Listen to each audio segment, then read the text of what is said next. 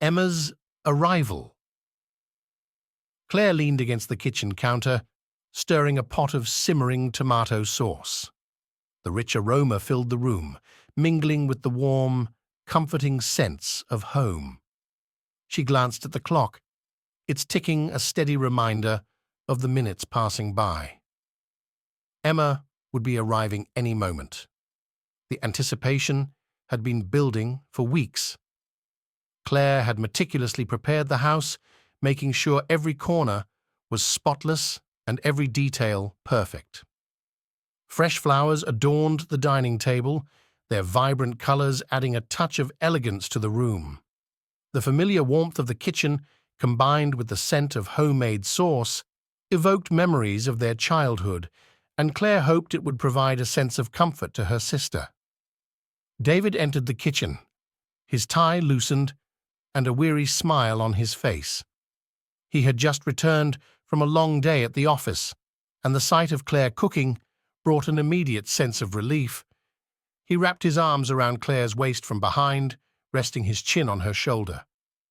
"Smells great, honey," he said, kissing her cheek. "Thanks," Claire replied, smiling as she leaned into his embrace. "Emma should be here soon. I hope she likes pasta." "Who doesn't?" David laughed, but Claire could sense a hint of nervousness in his voice. Despite his best efforts to appear relaxed, Claire knew him too well to be fooled. It had been years since Emma had stayed with them. The twin sisters had always been close, but their lives had taken different paths. Claire had settled into a comfortable suburban life with David, while Emma had embraced a more adventurous and unpredictable existence. Emma's sporadic visits were often filled with stories of exotic travels and daring escapades, a stark contrast to Claire's routine yet fulfilling life. The doorbell rang, breaking Claire's train of thought. Her heart skipped a beat as she quickly wiped her hands on a towel and made her way to the door, the sound of her footsteps echoing in the hallway. She opened the door to reveal her twin sister standing on the porch, a bright smile on her face. "Claire!" Emma exclaimed, pulling her sister into a tight hug. The force of the embrace was so strong that it almost knocked Claire off balance. The warmth and familiarity of the hug brought an immediate sense of nostalgia, and for a moment it felt as though no time had passed since they were last together. "It's so good to see you," Claire said, her voice muffled against Emma's shoulder. They pulled apart, and Claire took a step back to let Emma inside. David stood in the kitchen doorway, watching the reunion with a polite smile. As Emma stepped into the house, his eyes briefly widened at the uncanny resemblance between the two women. It was always a bit disconcerting to see how alike they looked, despite the different paths their lives had taken. "Emma, welcome. It's great to have you here," David said, extending his hand. "Thanks, David," Emma replied, shaking his hand. Her smile was friendly, but it didn't quite reach her eyes. "It's been too long." They settled into a comfortable routine over the next few days. Emma's presence was a breath of fresh air, her lively energy contrasting with the more subdued atmosphere of Claire and David's home. The house, usually quiet and orderly, was now filled with laughter and animated conversations. During the day, while David was at work, Claire and Emma would spend hours catching up. They would sit on the back porch with cups of coffee, reminiscing about their childhood and sharing stories of their lives. Emma's tales of her adventures were captivating, painting vivid pictures of far-off places and thrilling experiences. One afternoon, as they sipped their coffee, Emma looked around the garden with a wistful expression. "You've built such a beautiful life here, Claire," she said softly. Claire smiled, glancing around at the garden she had lovingly tended. "Thanks, Em. It's different from your adventures, but it makes me happy." Emma nodded, her eyes distant. "I know. Sometimes I wonder what it would be like to have this kind of stability, to have someone to come home to." Claire reached out and squeezed her sister's hand. "You'll find it, Em. You just need to give it time." In the evenings, the three of them would gather in the living room, sharing meals and stories. Emma's lively presence brought a new energy to their home, and for the most part, it was a welcome change. They would laugh late into the night, the sound of their voices filling the house with a warmth that had been missing. One night, as they sat around the dinner table, Emma shared a particularly amusing story about her recent trip to Italy. David laughed, his eyes crinkling at the corners. "I don't know how you do it, Emma," he said, shaking his head. "You've had so many incredible experiences." "Emma, I found this in our bedroom," Claire said, holding up the earring. Her voice was steady, but there was an edge to it that made Emma freeze. "What's it doing there?" Emma's face went pale, her eyes widening in shock. She turned to face Claire, her hands trembling as she dried them on a dish towel. "Claire, Tell me the truth," Claire interrupted, her voice icy. "What happened that night?" Tears welled in Emma's eyes as she recounted the events, her voice breaking with remorse. "It was a mistake, Claire. We had too much to drink, and he thought I was you. I'm so sorry." Claire listened in silence, her mind racing. The betrayal cut deep, the pain almost physical in its intensity. She felt a wave of nausea as Emma's words sank in, each one a dagger to her heart. But amidst the anguish, a cold, calculating part of her mind began to formulate a plan. She wouldn't let this transgression go unpunished. Claire took a deep breath, her expression hardening.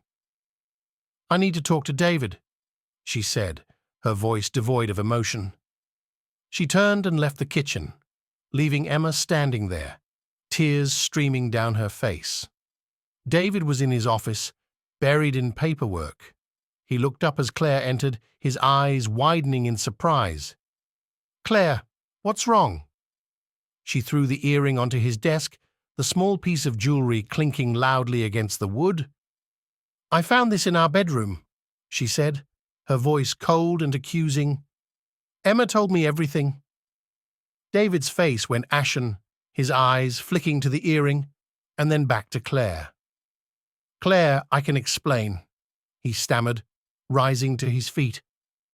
"I don't want to hear your excuses," Claire snapped. "You betrayed me. Both of you. And now you're going to pay." David's shoulders slumped, the weight of his guilt pressing down on him. "Claire, I'm so sorry. It was a mistake. I thought she was you." "That doesn't change what happened," Claire said, her voice steely. "You broke my trust, David, and now I have to figure out how to deal with that." She turned and left the room, her heart pounding in her chest. The anger and betrayal she felt were almost overwhelming, but she knew she couldn't let them consume her. She needed to be smart, to be strategic. She needed to make them understand the depth of their betrayal. Over the next few days, Claire carefully observed David and Emma, noting their every move. She watched as they tiptoed around each other, their guilt evident in every glance and gesture. Claire's mind was a whirlwind of plans and possibilities, each one more elaborate and vindictive than the last. She knew she had to act soon before the weight of the secret crushed them all. She needed to confront them in a way that would leave no room for doubt, to make them fully comprehend the pain they had caused. And so she began to lay the groundwork for her revenge, each step meticulously planned and executed. The first part of her plan involved creating a situation that would force David and Emma to confront their guilt head-on. Claire decided to host a dinner party, inviting a few close friends and family members. She spent days preparing, ensuring that every detail was perfect. She wanted the evening to be memorable, for all the wrong reasons. On the night of the party, Claire dressed with care, choosing a dress that made her look both beautiful and formidable. She wanted David and Emma to see the strength and determination in her eyes, to understand that she was not someone to be trifled with. As the guests arrived, Claire played the gracious hostess, her smile warm and welcoming. David and Emma, however, were tense and uncomfortable, their guilt evident in their strained expressions. Claire watched them closely, waiting for the right moment to strike. Dinner was a lavish affair, the table groaning under the weight of delicious dishes. The conversation flowed easily, the guests laughing and chatting as they enjoyed the feast. Claire bided her time, waiting for the perfect opportunity to reveal the truth. Finally, as dessert was being served, Claire stood up, her glass of wine in hand. She tapped the side of the glass with a fork, the clear chime drawing everyone's attention. "I'd like to make a toast," she said, her voice steady and clear. The guests turned to look at her, their expressions curious. Claire took a deep breath, her eyes locking onto David and Emma. "To love and trust," she began, her voice unwavering. "Two things that are essential in any relationship. Without them, there can be no true happiness." David and Emma exchanged nervous glances, their unease palpable. Claire continued, her tone growing colder. "But what happens when that trust is broken? When the people you love most betray you, in the worst possible way?" Emma smiled, a glint of pride in her eyes. "I guess I've just never been afraid to take risks," she replied. Her gaze flickered to Claire, and for a moment a shadow passed over her face. "But sometimes I wonder if I'm missing out on something important." Claire reached over and squeezed Emma's hand. "You'll find your own path, Em.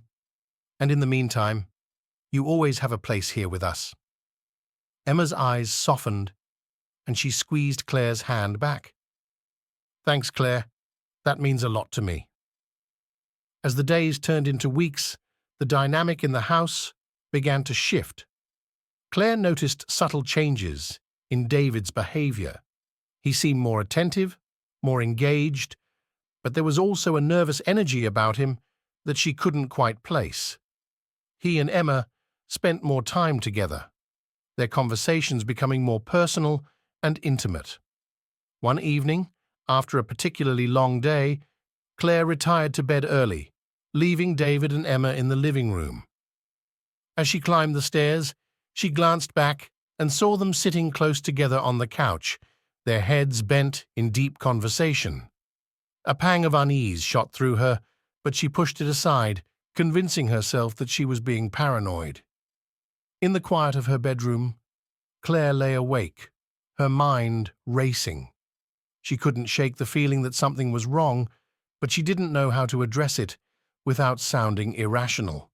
She trusted David, and she trusted Emma, but the growing connection between them was impossible to ignore. As the weeks went by, Claire's unease grew. She began to notice more subtle signs of a deepening bond between David and Emma. They would share private jokes, their laughter filling the room with an intimacy that made Claire feel like an outsider in her own home.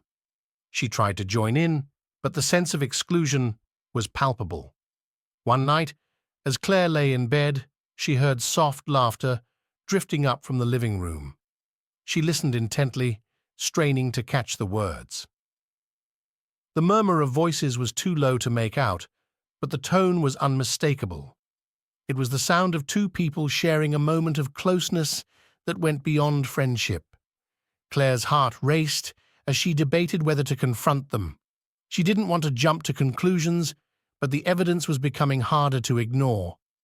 Finally, unable to bear the uncertainty any longer, she got out of bed and quietly made her way downstairs. As she reached the bottom of the stairs, she saw David and Emma sitting on the couch, their heads close together. They were laughing softly, their faces illuminated by the soft glow of the lamp. Claire's heart sank as she watched them, the reality of the situation crashing down on her. She cleared her throat, and both David and Emma looked up, their expressions guilty. "Claire," David said, his voice strained, "we didn't hear you come down." "I couldn't sleep," Claire replied, her voice cold. "What's going on here?" David and Emma exchanged a glance, and Claire felt a surge of anger. "I think it's time we all had a talk," she said, her voice trembling with emotion. "Right now." The room was filled with a tense silence as Claire waited for them to respond. Finally, David nodded, his face pale. "You're right," he said softly. "We need to talk." They sat down at the dining table, the atmosphere heavy with tension. Claire looked at David, then at Emma, her heart pounding in her chest. "I've noticed the way you two have been acting," she said, her voice shaking. "And I need to know the truth. What's been going on between you?" David looked down at his hands, his face filled with guilt. Emma's eyes were filled with tears as she looked at Claire. "Claire, I'm so sorry," she said, her voice breaking. "We never meant for this to happen. It was a mistake." Claire's heart shattered as she listened to Emma's confession. She looked at David, her eyes filled with pain and betrayal. "How could you do this to me?" she whispered, her voice barely audible. David's eyes filled with tears as he reached for her hand. "Claire, I'm so sorry," he said, his voice choked with emotion. "I never meant to hurt you. I thought she was you." The weight of his words crashed down on Claire, leaving her feeling hollow and empty. She pulled her hand away, unable to look at him. "I trusted you," she said, her voice shaking. "Both of you." Emma reached out, her eyes filled with remorse. "Claire, please. We never wanted to hurt you. It was a mistake and it will never happen again." But Claire couldn't bring herself to forgive them. The betrayal was too deep, the wound too fresh. She stood up, her legs trembling. "I need some time alone," she said, her voice barely above a whisper.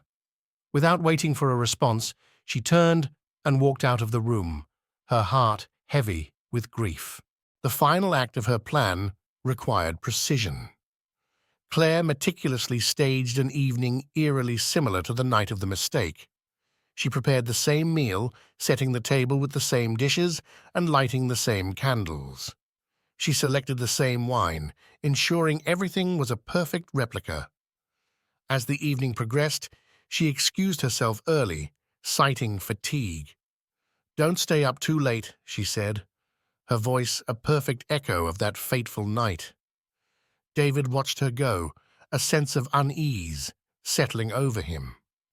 The similarities were too precise to be a coincidence, and his mind raced with possibilities. He poured himself another glass of wine, trying to shake the growing sense of dread. Claire didn't go to bed. Instead, she slipped into the shadows of the hallway, watching as David's paranoia took hold. She had set up hidden cameras and a speaker in their bedroom, ready to execute the final part of her plan. David called out for her, his voice tinged with desperation. "Claire, where are you?" He found her in their bedroom, sitting calmly on the edge of the bed. The room was dark, the only light coming from the moon outside. As he entered, a recording of his frantic behavior began playing from the hidden speaker, his own voice echoing in the room. "Claire? Claire, where are you?" David's face went pale as he listened to the recording, his mind unable to grasp what was happening. "Claire, what's happening?" he stammered, his voice trembling. She stepped forward, her eyes cold and unyielding. "You're reliving that night, David. The night you betrayed me." David's eyes widened in horror as the truth dawned on him. Claire had orchestrated everything, meticulously planning each step to bring him to this moment. His heart pounded in his chest, a sickening mix of fear and guilt washing over him. "Why?" he whispered, his voice barely audible. Claire's expression hardened, her resolve unshakable. "You broke my trust, David. You and Emma both. I wanted you to understand the pain you caused me, to feel the same confusion and betrayal." David fell to his knees, tears streaming down his face. "I'm so sorry, Claire. I didn't mean for any of this to happen." "Sorry isn't enough," Claire replied, her voice cold and final. "You need to live with the consequences of your actions." Emma, who had been standing in the doorway, broke down in tears, her guilt and shame overwhelming her. She had been a witness to the entire scene, her heart breaking as she saw the man she had unwittingly helped to destroy. "Claire, please," she sobbed. "I never wanted this." Claire turned to her sister, her expression softening just slightly. "You made a choice, Emma, and now you have to live with it." The room was silent, except for the sound of their sobbing, the weight of Claire's revenge hanging heavy in the air. David and Emma were left to face the ruins of their actions, their lives forever altered by the calculated wrath of the woman they had wronged. Claire stood tall, her heart hardened by the betrayal but resolute in her decision. She had taken back control, exacted her revenge, and made sure they would never forget the pain they had caused. The consequences of their actions would haunt them for the rest of their lives, a constant reminder of the night that changed everything. 5. Consequences. The aftermath of Claire's revenge was as devastating as she had anticipated, if not more.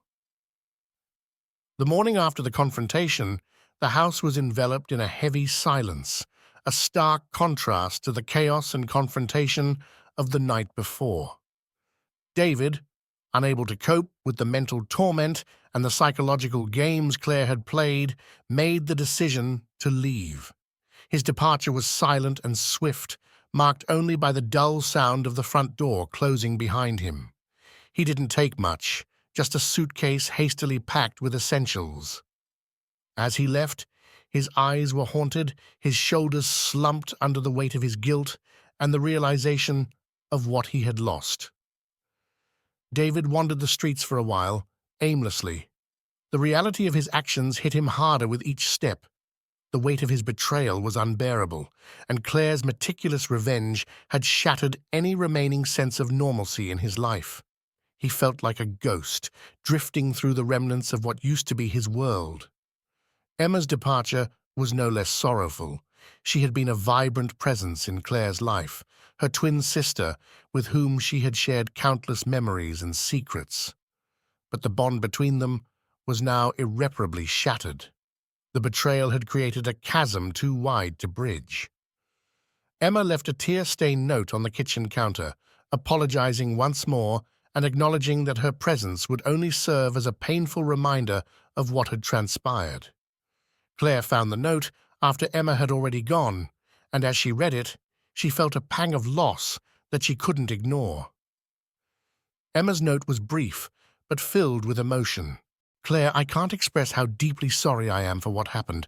I know I've caused you unimaginable pain, and for that, I will never forgive myself. Leaving is the only way I can think of to give you some peace. I hope one day you can find it in your heart to forgive me. Love, Emma." Now, Claire stood alone in the quiet, empty house, the weight of her actions settling heavily on her shoulders. She wandered through the rooms, each one a testament to the life she had meticulously built and then systematically dismantled. The photographs on the walls, the mementos of happier times, all seemed to mock her with their permanence. She had achieved her revenge, exacted her pound of flesh, but at what cost? The marriage she had sought to protect lay in ruins, and the sister she once cherished was lost to her forever. The house, once filled with warmth and laughter, now echoed with emptiness. Claire's steps seemed to reverberate through the halls, amplifying the silence that had taken over. She found herself lingering in the living room, where so many family moments had played out. The couch, the coffee table, the fireplace, all were now stark reminders of a life that had slipped through her fingers. Claire spent her days going through the motions, her mind a whirlwind of conflicting emotions. She had thought that her revenge would bring her peace, a sense of closure. Instead, it had left her feeling hollow and adrift. She had underestimated the depth of her own grief, the complexity of her emotions. Every corner of the house held memories, both good and bad, and she found herself overwhelmed by a sense of loss. She tried to distract herself with routine tasks, cleaning, cooking, gardening.